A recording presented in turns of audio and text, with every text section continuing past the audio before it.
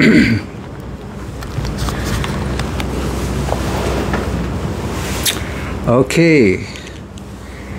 Assalamualaikum warahmatullahi wabarakatuh. Saudara-saudara sekalian, boleh dengar semua?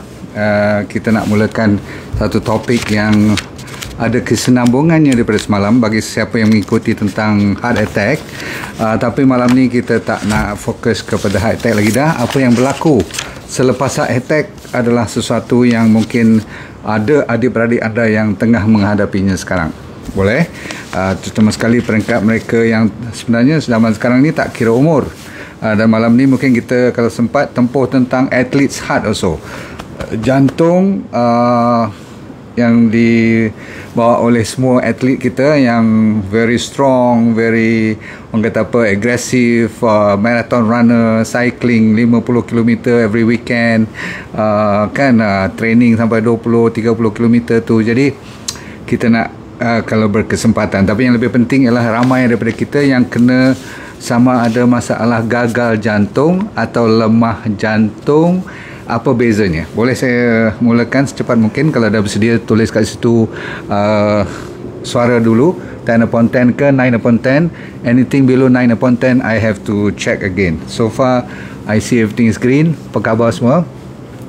Anda berada di mana? Sihat walafiat ya. Okey, tadi saya ada post satu gambar, mungkin sebagian besar daripada anda dah tengok, dah viral saya rasa, tapi selalunya saya lambat dapat maklum sajalah. Kadang-kadang saya tak berapa tengok ataupun layan sangat apa tu, banyak sangat WhatsApp datang. Tapi kalau gambar-gambar macam ni selalunya, sebab tu saya tulis perkataan tersentak. Kadang-kadang nampak gambar orang melawat, gambar joke, video-video TikTok semua tu kan, menari-menari semua tu. Tapi bila dapat gambar macam ni atau video macam ni, memang bukan saya mencari, tapi memang saya rasa kita punya hati kita, kolbu kita ni memang akan tersentuh. Bagi mereka yang tak tersentuh langsung dengan foto budak kecil 4 tahun atau berapa tahun tu, 3 tahun ni yang makan rumput tadi tu, Masya Allah. Dan satu hari saya akan buat satu topik yang boleh tak kita makan rumput, nak tak? Okey, sebab memang ada kajian yang mengatakan kita boleh makan rumput, tetapi ada tetapi ... Kita cerita lain kali. Boleh? Alright, bismillahirrahmanirrahim. Assalamualaikum warahmatullahi wabarakatuh. Kita mula. Baik. Ambil nota ni sebab kita boleh bantu kepada mereka yang lemah jantung. Bila lemah jantung ni, sebenarnya supaya you tak confuse, ada beberapa terminologi ataupun nama-nama yang dipakai. Umpamanya setengah orang semudah pakai perkataan bengkak jantung, lepas tu baru jadi lemah jantung, baru lepas tu jadi gagal jantung. Sebenarnya nama-nama ni dia selalunya orang panggil apa, interchangeable, boleh ditukar ganti. Dan ramai orang menggunakan perkataan gagal jantung, dia samakan dengan lemah jantung. Sedikit perbezaan, tetapi kalau pakai nama yang dianggap gagal jantung disamakan dengan lemah jantung, tak apa. Sebab apa? Bila you lemah jantung, you akan gagal lah berfungsi seperti sedia kala. Ni bukan soal mati tau. Kalau dah mati habis cerita. Ni yang masih hidup. Apa jadi kepada jantung dan apa jadi pada organ dan bodinya, dan gaya hidupnya macam mana jadi selepas dia lemah jantung dan jantung jadi gagal, ataupun setengah orang kata terus gagal jantung. Yang bengkak jantung tu selalunya kadang-kadang you biasa kena even heart attack. Masa heart attack you kena, kalau you boleh recover, belum lagi dia panggil cardiac arrest. Kalau cardiac arrest maksudnya jantung stop terus. Nak dengar tak cardiac arrest? Maksudnya yang saya cerita semalam tu, yang orang pengsan terus, orang yang berpeluh sejuk gedi sampai tak boleh gerak lagi, dah tak boleh kejut, dia cuma sikit je nafas, dia masih hidup. Itu dia panggil cardiac arrest. Tetapi kalau tak CPR awal-awal, dia arrest terus sampai meninggal. Itu dia panggil cardiac arrest. Jantung berhenti, stop. Dan selalunya disebabkan signalnya dah tak sampai. Kalau heart attack bukan signalnya tak sampai, selalunya blood yang tak sampai, oksigen dan nutrien yang tak sampai. Jadi kawasan yang katakan left coronary artery descending yang selalu yang paling kerap berlaku di depan, sebelah kiri turun ke bawah. Itu jantung selalu senang kena attack kawasan itulah. Ramai-ramai kalau kena pun. Ada satu lagi right coronary artery. Tapi kalau contoh, kalau satu line tu dah terblok ataupun dah terbatas, salurannya dah di blok, maka kawasan yang hujung daripada pembuluh darah tu yang disupply-nya tu jadi terbakar. Terbakar maksudnya jantung masih bergerak tetapi kawasan tu dah terbakar. Itu yang sakit, yang jadi lemah, tak sama lagi dah dia punya contraction macam zaman-zaman dulu. Faham tak? Okey. So zaman dulu pula maksudnya sebelum you sakit tu lah. Jadi kalau you faham macam tu, jantung tu boleh jadi hitam tau. Kalau tengok secara fizikal pun maksudnya dia terbakar macam fuse wire. Jadi itu yang menyebabkan jantung tu jadi lemah, tak sekuat dulu. Contoh macam kita, katakan kaki sebelah dah cemeh lah, maksudnya dah terseliuh ataupun dah sakit ataupun tak boleh pakai. Faham? Dah jadi gangrene ataupun memang kadang-kadang kena potong pun. Cuma jantung tak boleh lah potong-potong kan. Berarti kita punya body kita dah tak sempurna. Faham? Bila tak sempurna, jadi contractionnya kalau dulu macam ni punya kuat, sekarang macam tu. Masih lagi gerak tapi jenuh. Sama ada dia terpaksa meningkatkan heart rate supaya dia boleh cover kelemahan dia. Heart rate tu apa? Degupan jantung kena laju. Sebab tu orang yang lemah jantungnya atau gagal jantungnya, dia selalunya kena sama ada tingkatkan dia punya heart rate atau tingkatkan dia punya tekanan tu. Jadi kena kerja keras. Sebab tu kadang-kadang kalau you pergi lepas pada you kena heart attack, kalau dah keluar daripada IJN ke, keluar pada hospital yang jaga jantung you, kalaupun you dah kena heart attack, kalaupun kena CPR ataupun defibrillation kan, yang masa dulu tu sampai 3-4 hari you tak boleh bergerak langsung. Okey, no visitor dan sebagainya, ingat tak? Lepas tu duduk hospital sampai stable, you balik. Tapi jantung you masih lagi. Okey, sekarang saya bagi kat you apa jadi lepas bila jantung tu bengkak. Disebabkan, saya kata apa dia bengkak, sebab dia terpaksa kerja kuat, dia bengkak lah. Muscle dia tu jadi tebal, tak pasal-pasal. Seharusnya katakan muscle you, ketebalan otot you cuma 10 mm paling besar atau paling tebal. Kalau lebih pada 10, naik 15 dah diiktiraf sebagai ada dia panggil cardiomyopathy ataupun hypertrophic cardiomyopathy. Hypertrophy itu maksudnya hyper, membesar, menebal, tapi tebal yang tak sihat. Nombor 2, perkataannya ialah myocarditis atau myocardiopathy. Maksudnya ada fungsi otot jantung kita tu dah tak berfungsi seperti biasa. Maksudnya dia berpenyakit lah, disebabkan dia tidak normal lagi. Setengah orang tu tebal, kalau tengok dalam you punya echo tu kan, dalam doktor specialist lah selalu tengok tu, dah tebal sangat. Okey, di sini tibanya kadang-kadang orang confuse dengan atlet pun kadang-kadang dia tebal juga, tapi kalau tebal lebih pada 10 mm dah mula bermasalah, walaupun you atlet. So pastikan kalau atlet ni tidak bermasalah sakit dada walaupun dia fit, tetapi tiba-tiba dia pengsan kat padang bola, pengsan tengah cycling, pengsan tengah marathon. Kalau pengsan dalam swimming pool macam mana? Yang nak buat triathlon tu kan kena swimming, kena cycling, kena jogging sampai 4-5 jam nak jadi Ironman semua tu. Kalau dah macam tu, doktor kena rehatkan you terus. Kalau dah you baik sikit pun, doktor nak kena kecutkan balik daripada 15 ke 20 mm balik kepada kalau boleh 11 atau 10 mm sahaja ketebalan otot you. Faham? Balik pada orang biasa, yang bukan kita ni kan orang biasa, bukanlah nak lari gila-gila kan. Ini yang jadi masalah. Bila kita dah ada high blood pressure, ini salah satu gejala atau risiko, ataupun kita ada diabetes. Dengar elok apa saya kata tadi, high blood, diabetes atau smoking, hisap rokok. Hisaplah, sambung hisap rokok. Okey, selain daripada lung cancer ataupun cancer of the nose and the throat and the mouth. You pernah tengok tak orang kena cancer? Tu cerita cancer pula. Tapi kalau you ada family history pula, ada katakan 2 beradik, abang you seorang, bapak lagi, atuk seorang lagi kena, you kena hati-hati. Doktor kata dia orang meninggal disebabkan lemah jantung ataupun masalah jantung. Tolong berhati-hati. Okey, obesity, kegemukan, ataupun you pernah kena heart attack. Jadi heart attack ni adalah salah satu daripada penyebab kenapa jantung kita kalau dah baik pun besok jadi lemah. Itu dipanggil lemah jantung ataupun gagal jantung untuk memelihara fungsi seperti sedia kala. Okey. Ada apa lagi penyebab yang kita kena tahu? Satu ialah mungkin you ada masalah kolesterol tinggi dan menyebabkan dia orang panggil atherosclerosis. Selalu you dengar perkataan atherosclerosis kan, maksudnya pengumpalan kolesterol yang disebab asal usulnya oleh sugar tinggi ataupun insulin tinggi.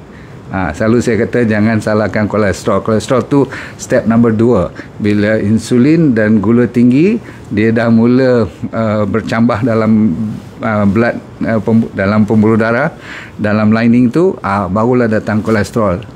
Tolong joint venture, dia jadilah orang panggil roadblock. Faham? Alright, so lagi satu penyebab yang menyebabkan lemah jantung yang tidak ada kaitan dengan atherosclerosis adalah kadang-kadang disebabkan Tuhan jadikan injap kita tu tidak perfect, tidak sempurna. Pernah dengar orang ada jantung berlubang ataupun bila dah dewasa valve kita boleh bocor disebabkan kadang-kadang ada vegetation ataupun maksudnya ada infection. Dia boleh lekat-lekat kawasan valve. Tahu valve tak? Valve tu maksudnya injap kan, buka tutup antara ruang ventricle atas bawah dengan apa lagi situ atrium pun ada. Sebenarnya dia ada 4 injap, tapi selalunya orang sebut yang 2 itulah, antara ventricle sama ventricle dengan satu lagi atrium dengan atrium, sebelum dia naik pergi ke aorta dan sebagainya. Yang penting ialah injap bocor kena dibetulkan dulu oleh doktor. Ni kerja pakar. Lagi sekali, high blood pressure boleh menyebabkan rosak otot-otot muscle di bahagian jantung kita, sebab dia nak kena lawan dengan tekanan yang amat tinggi, high blood pressure. Lepas tu ada masalah infection, myocarditis, terutama sekali otot, kan muscle ni ataupun jantung kita majoritinya diperbuat daripada otot. Jadi kalau otot tu ada infection pun problem. Tadi saya kata ada masalah genetik ataupun kadang-kadang masalah stres. Anda jangan permainkan perkataan stres, sebab ini memungkinkan dia juga menggagalkan jantung you kalau selalu sangat stres. Baik, apakah signal-signal yang you kena perhatikan? Kalaupun bukan masalah heart attack, masalah lemah jantung pun boleh bawa maut. Contoh, kalau you biarkan terus nafas you sesak, ini tak boleh. You kena jumpa pakar cepat-cepat. Okey. Dan terutama sekali you tak boleh tidur flat. Kalau tidur flat memang tercungap-cungap. You kena pakai 2 bantal ataupun boleh pakai kerusi malas tu, always nak kena prop up 45 darjah tu. Okey. Lepas tu you senang dapat sleep apnea. Tidur tak sampai 2 jam, nak masuk jam pertama pun kadang-kadang dah tercungap-cungap. Macam orang kadang-kadang campur dengan berdengkur sekali kan. Tapi selalunya you terbangun terkejut-kejut nak cari nafas, macam kata nak tarik angin lagi sekali, sebab dah hilang langsung, tak ada lagi dah rasa macam boleh bernafas tu. So tu dipanggil apnea. Seterusnya you kadang-kadang you letih sangat-sangat, tak seperti biasa lagi dah. Dulu saya kata apa, you lah memang famous dalam kampung you lah jadi hero. Tapi sekarang kalau suruh naik tangga tingkat kedua rumah pun tak mau. Tak pasal-pasal kan. Dan seterusnya you senang batuk, dan kadang-kadang batuk ni sentiasa ada lendir pula, ada berkahak. Dan yang paling takut kadang-kadang ada kuning-kuning atau selalunya takutnya merah-merah lah, takut berdarah dan sebagainya. Ni semua ada kaitan dengan jantung punya orang panggil backflow. Disebabkan dia tak boleh tolak keluar kan, jadi dia melawan arus. Maka kalau sebahagian daripada darah you tu ataupun dia tak boleh push out, dia masuk balik ke bahagian paru-paru, maka paru-paru tu jadi berair. Pernah dengar orang panggil paru-paru berair? Itu adalah disebabkan oleh jantung lemah ataupun dah gagal. Jadi kaki boleh bengkak disebabkan sebelah you punya atrium ni pula yang nak masuk daripada semua kan, vein you kan nak patah balik bawa darah yang deoxygenated, yang perlu dia nak masuk ke paru-paru, tapi sebelum dia nak masuk ke paru-paru dia dah tendang balik dah, tak boleh naik. Pasal apa? Tak larat. Kan lemah. Bila tak larat lemah, dia patah balik lawan arus juga, dia tertinggal-tinggal di kaki, jadi enema. Kadang-kadang kat tangan, kadang-kadang sampai kat perut pun boleh, orang kata apa, macam berair juga. Disebabkan apa? Disebabkan oleh jantung dah tak kuat. Faham? Jadi you kalau kaki bengkak, kalau sesak nafas, kalau batuk, ada kahak, macam selalu kan ada belendir lah, maksudnya ada air lah, you nak keluarkan kahak tu, sebab terlalu banyak dalam paru-paru you pun dah berair juga.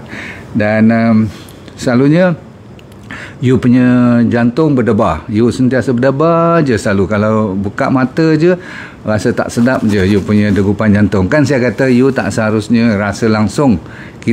You dengar I punya lecture ni, you dengar jantung you tak berdebar atau bunyi tak, ataupun berdegup tak kan? Kalau you boleh rasa jantung you siap. Jadi apa kita nak buat? Yang penting malam ni ialah of course kalau you pergi doktor, pakar-pakar semua dia akan bagi cek yang betul melalui zaman moden. Sekarang ada ECG, ada stress test, ada echogram, ada angiogram, ada MRI. Saya rasa dia orang lebih pakar. Namun apabila dia lepas you balik dengan ubat dan sebagainya, kadang-kadang sampai bergenggam-genggam lah ubat kan, sebab daripada nak jaga you punya high blood lagi, kadang-kadang you ada diabetes lagi, tu lain ubat. Lepas tu ubat untuk jantung, untuk lawas kencing, untuk nak kurangkan edema you, bengkak semua tu. Itu yang saya kata segenggam ubat sehari.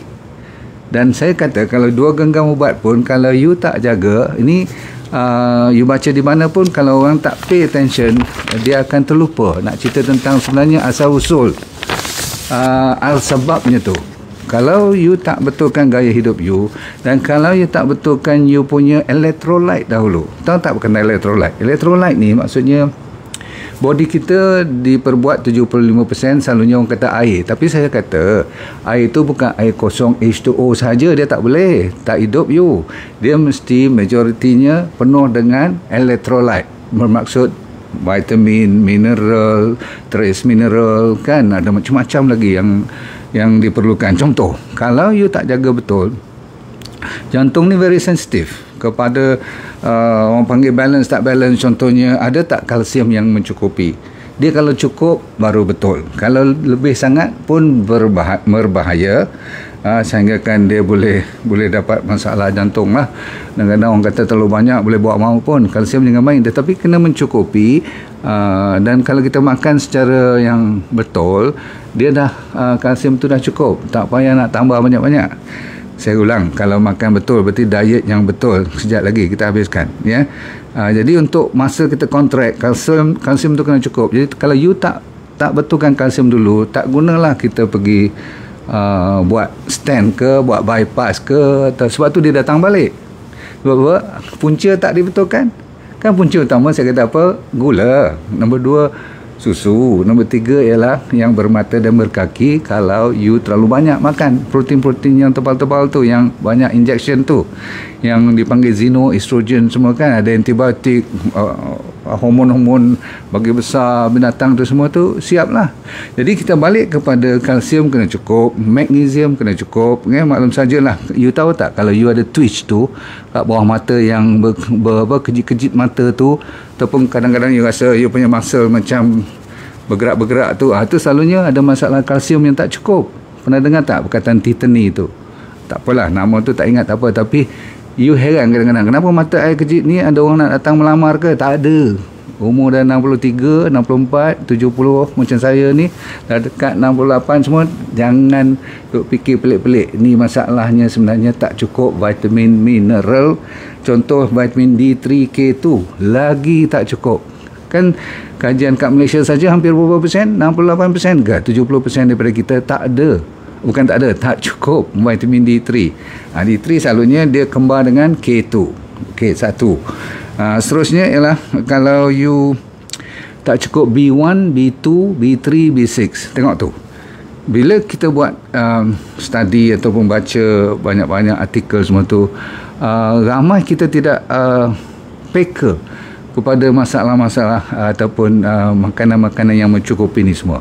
Of course, supaya you senang faham, Jangan fikir panjang-panjang. Kalau spesifik, kalau saya kata cuma nak kena makan avocado atau nak makan brokoli saja, kan penat. So kalau you ikut D&D diet, kan dia kata rainbow fruits, rainbow color banyak-banyak. Jadi you dah dapat vitamin, ada mineral semua cantik, warna kuning, orange, hijau, putih, semua kan on rainbow color. Sama juga sayur nanti. Kalau you makan green saja pun dah cantik dah. Maksudnya yang rangup-rangup tu kan selalu saya kata cauliflower, brokoli, bayam, apa lagi, simple-simple, kangkung dan nuts and seeds, biji-biji rin.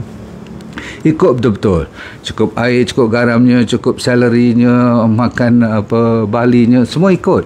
Okey, lepas tu karbohidrat yang kompleks, yang banyak serat, memang insya-Allah puasa lagi kan. Jadi tuan-tuan sekalian, itulah sebenarnya jawapan sebenar sebelum kita cuma nak makan genggaman ubat-ubatan tu. Kalau saya kata jangan makan, tak boleh juga, sebab you tengah sakit, makan tu makan juga, tapi kita kena discuss dengan doktor.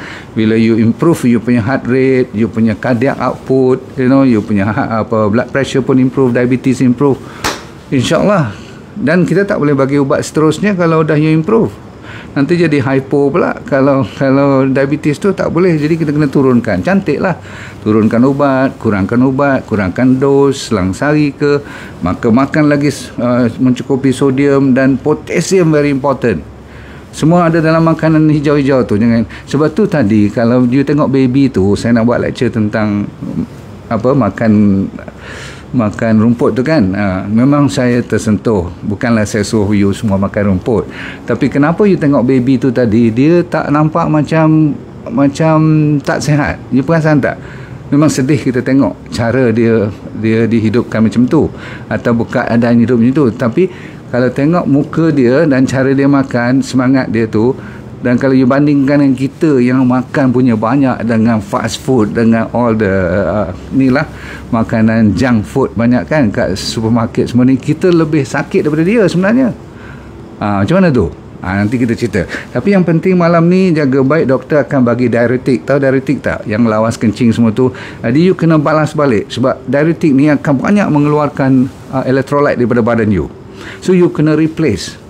Gantian tu perlulah ada, apa saya kata tadi, kalsium, magnesium, apa lagi, vitamin D3, K2, B1, B2, B3, B6 wajib. Ini semua adalah bukan vitamin dan mineral untuk jantung. Jantung pun perlukan yang special untuk dia. Orang yang ada angina kan, selalu sakit-sakit dada ni, selalunya kita bagi vitamin E lebih sikit pada biasa. So you kena tambah tocotrienol semua tu. Dan cukup dulu kalau saya minta you all jangan lupa kepada lagi sekali sugar kena dikurangkan. Dan kalau makanan-makanan yang ada iron seperti daun kari, simple-simple saya kata daun salam, pernah dengar daun moringa. You jangan nak risau tentang recommendation kita, tak perlu mahal-mahal. Okey, jadi saya dah habis cerita semua.